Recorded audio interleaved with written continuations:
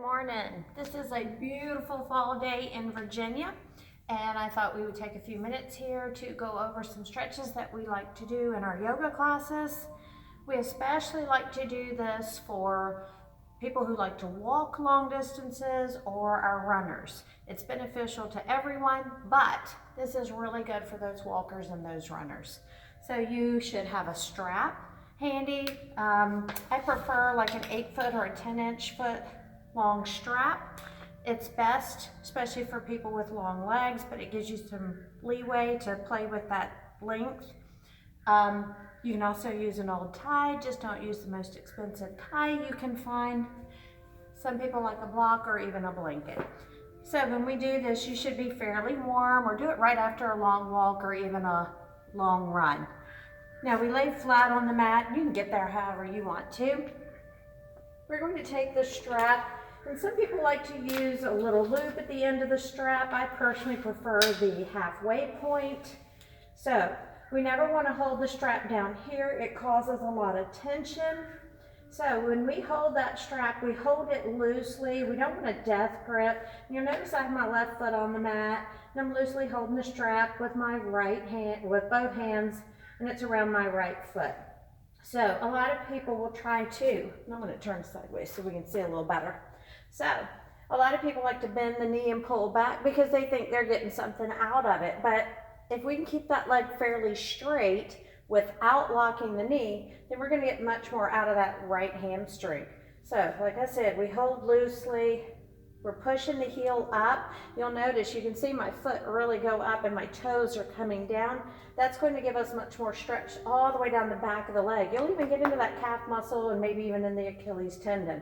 A lot of the times we do this or we do this here, and you're not going to get as much out of it. So sometimes we like to lower that left leg down, keeping that leg straight. Maybe the foot is flexed on both feet, and that's really going to enhance that stretch.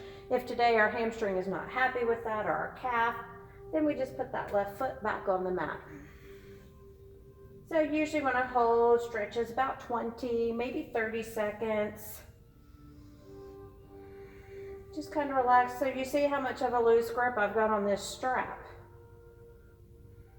Now, a lot of people like to take this little block here and put it next to the right hip. Make sure that left leg is lowered down.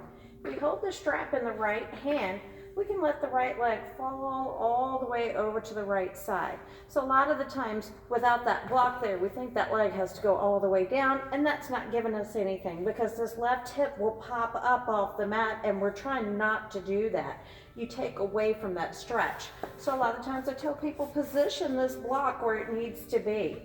If we're holding the strap loosely in the right hand, left heel is pushing forward, it just keeps that left hip rooted down onto that mat and gives us a little bit more of a stretch. And of course, we're feeling this in the right inner thigh.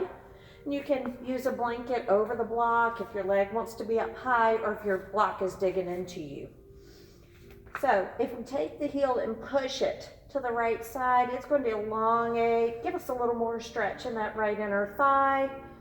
We even have the option of pulling the toes toward the back wall. So just kind of hold this strip. Now sometimes if you don't have a strap and you've got really freakishly long arms like I do and short legs, you can grab your big toe and hold there instead. So there's always options and modifications. You never want to hurt that body of yours. You know your body better than anybody else in the whole entire world, so you have to listen to it. Now if we bring that right leg up, we can take the strap in the left hand and we hold on loosely. Now we take that right leg all the way over to the left side. So your hip rolls, comes all the way up and rolls over. Sometimes we need to take that block and stick it up under the leg, giving us a little support. Right arm will lift up, and when we exhale, let it fall to the right side. That's going to open the chest, give us a little pull in that shoulder. You never want to take the hand back here because eventually that shoulder is going to say, I don't like that anymore. So here's some things we can do to emphasize this. We can take that heel and push it on over to the left side. It elongates that leg. We should be feeling a little something going on in this right hip-ish area, maybe outer thigh. We can even pull the toes toward the back wall if you want to intensify a little more. But like I said, you have to listen to your body. Now, if we keep this leg over here, and if you're wanting to go a little more, your bottom leg is your left leg. We heel toe, walk it over to the right side. So it's just inching its way over. You'll find what's called a point of interest. So you'll know what I'm talking about when you get there. Now, some people will try to hang out right here and just enjoy this. If you want to add that little bit of a quad stretch, you try to keep the shoulders as flat as possible. See if you can bend your left knee and your right hand comes down to grab your left foot. Just really gets into that quad. This right leg is just hanging out over here, just waiting. So sometimes if we can almost get that foot, you can take a strap, the second strap, and put it around that foot, and it's just really going to intensify. Now we slowly bring the leg up, and we straighten out that left leg. Right knee bends, set the strap aside just for a minute so we can pull both knees into the chest and maybe do a little rock side to side, loosening up that spine. Now we place both feet back on the mat and let's get the other side. So like I said, you can always grab the big toe here and go with your stretch this way, but you're noticing how much of the muscles we're hitting in the leg.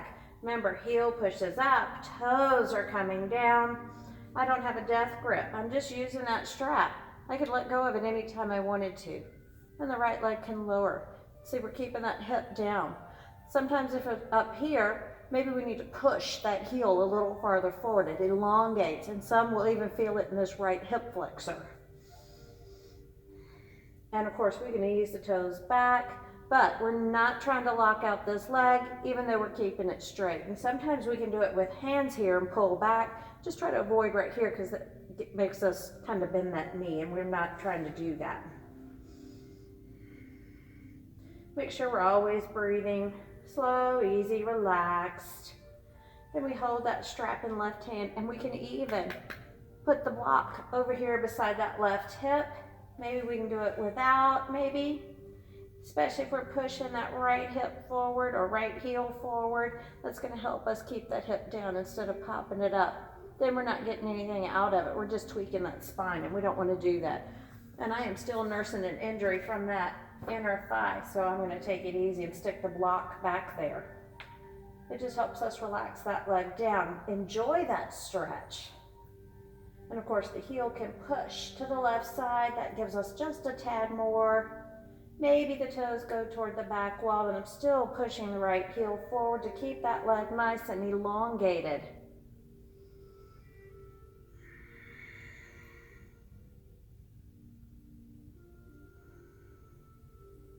Then we can bring that leg right on up. Right hand grabs your strap, and then we let the leg fall all the way to the right side.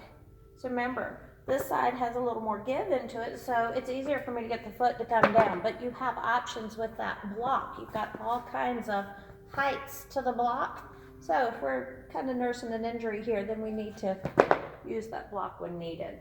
Left arm will lift, and we exhale, let it fall over to the left side, opening that chest. We like to open that chest. We sit at the desk all day long, or we sit over those phones all day long. We just round that back. Now the heel can push over to the right side. Toes can pull back a little bit, and that's really starting to get all the way down. You might be hitting that IT band, maybe that fourth quadricep muscle, the hip-ish area. Sometimes you even feel it in the glute a little bit. And that bottom leg is your right leg. Keep it straight and walk it. If you immediately go into that bend and try, you're going to have to bring the shoulder up, and then your shoulders are going to be up, and we're not going to get as much out of it. So never force the poses. The bottom leg is straight, and we heel toe walk it to that point of interest. That really adds on right here. Then we can bend the knee and maybe reach back and grab the foot. Always settle into the pose. Take a few minutes to breathe. Now we extend that leg out and slowly bring the left leg up. Set that strap aside, and we can pull both knees into the chest. I like to take the knees and circle them away from each other just to loosen up those hips. We're just going slow and easy. Just because we can pull the knees all the way in and do that circle doesn't mean we have to. Sometimes it comes all the way in and our hips don't like it. So just back off a little bit. Yoga is never a competition. You have to do what you can each day. And make sure we go the other way. It's up to you whether you flex the feet or point the toes.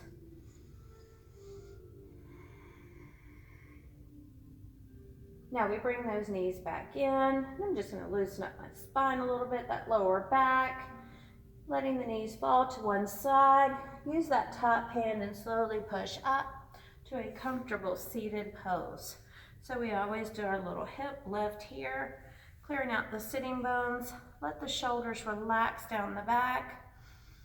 Hands come down, and we take a deep inhale, arms up and overhead. When we exhale, bring hands to heart center. At the end of every practice, we use the word namaste, which means the light in me honors the light in you. Namaste.